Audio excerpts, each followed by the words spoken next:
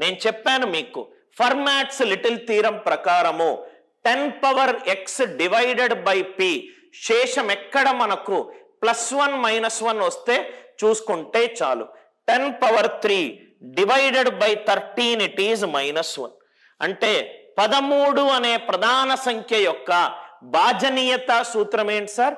Right hand side నుంచి రండి, 3 digits తర్వాత స్లాష్ పెట్టుకోండి, plus minus plus minus plus minus plus minus చేసిన తర్వాత ఎక్కడ మీకు రైట్ శేషం 0 వస్తే అదే ఆన్సర్.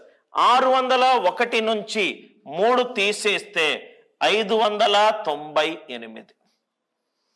13 4 52, 13 6 68, శేషం 0. ఫినిష్.